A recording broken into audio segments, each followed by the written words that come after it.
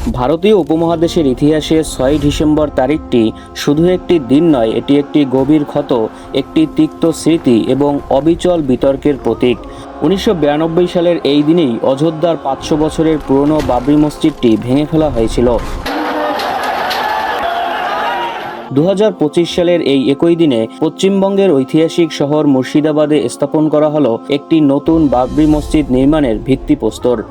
পূর্ব ঘোষণা অনুযায়ী সেখানে লক্ষ লক্ষ মানুষ উপস্থিত হয়। নতুন বাবরি মসজিদ নির্মাণের জন্য মুসলিমরা নিজেদের সাধ্য অনুযায়ী সেখানে দান করেন।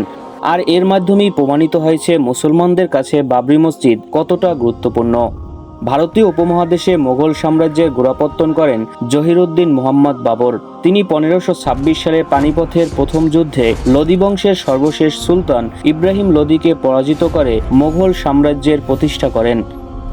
এরপর ১৫২৭ সালে অযোধ্যার নিয়ন্ত্রণ নেন তার সেনাপতি মীর বাকি। পরের বছর ১৫২৮ সালে সম্রাট বাবরের নামে সরজু নদীর তীরে নির্মাণ করা হয় ৩ গম্বুজ বিশিষ্ট মসজিদ। প্রায় ৫ শতাব্দী ধরে বাবরি মসজিদ তার নিজস্ব মহিমা ও স্থাপত্য নিয়ে অযোধ্যায় দাঁড়িয়েছিল।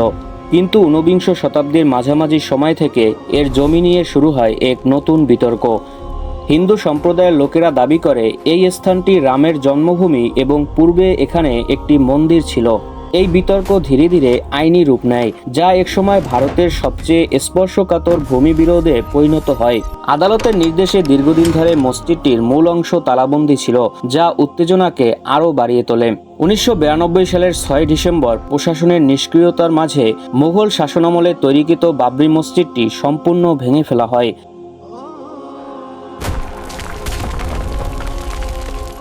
এই ঘটনা কেবল ভারতের সাম্প্রদায়িক সম্প্রীতির উপর চরম আঘাত হানেনি, এটি পুরো মুসলিম বিশ্বের অন্তরকে কাঁপিয়ে দিয়েছিল। এই মসজিদটি ভেঙে ফেলার পর দেশজুড়ে ভয়াবহ দাঙ্গা ছড়িয়ে পড়ে। এতে কয়েক হাজার মানুষের প্রাণহানিও ঘটে। অনেকেই প্রশ্ন করে থাকেন, ভারতে হাজার হাজার মসজিদ থাকার পরেও বাবরি মসজিদ মুসলমানদের কাছে কেন গুরুত্বপূর্ণ?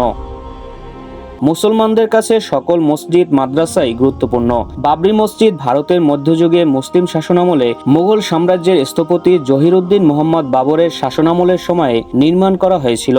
মুসলিম শাসনামলে নির্মিত মসজিদ, মাদ্রাসা, মিনার এবং অন্যান্য স্থাপত্য শিল্পগুলো মুসলমানদের ঐতিহ্যের প্রতীক।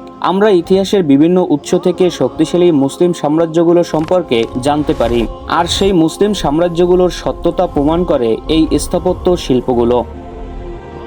নতুন বাবরি মসজিদটি নির্মাণ করা হচ্ছে মুর্শিদাবাদের বেলডাঙ্গা ২ নম্বর ব্লকের সেতিয়ানি এলাকায়।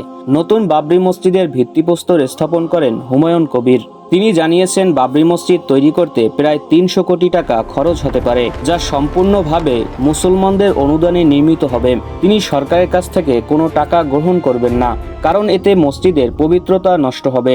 অনুষ্ঠানের মঞ্চ থেকেই তিনি ঘোষণা করেন, এক ব্যক্তি আগামী ১ মাসের মধ্যে ৮০ কোটি টাকা দান করার কথাও জানিয়েছেন। এই মসজিদটির পাশে ইসলামিক হাসপাতাল, বিশ্ববিদ্যালয়, হেলিপ্যাড এবং মুসাফিরখানা নির্মাণেরও পরিকল্পনা করা হয়েছে। ১৯৯২ সালে বাবরি মসজিদ ভেঙে ফেলা হয়েছিল। মুর্শিদাবাদের এই নতুন বাবরি মসজিদ তৈরির পদক্ষেপ ধ্বংসের দিনে পুনর্গঠনের সংকল্প এক নতুন দিগন্ত উন্মোচন করল।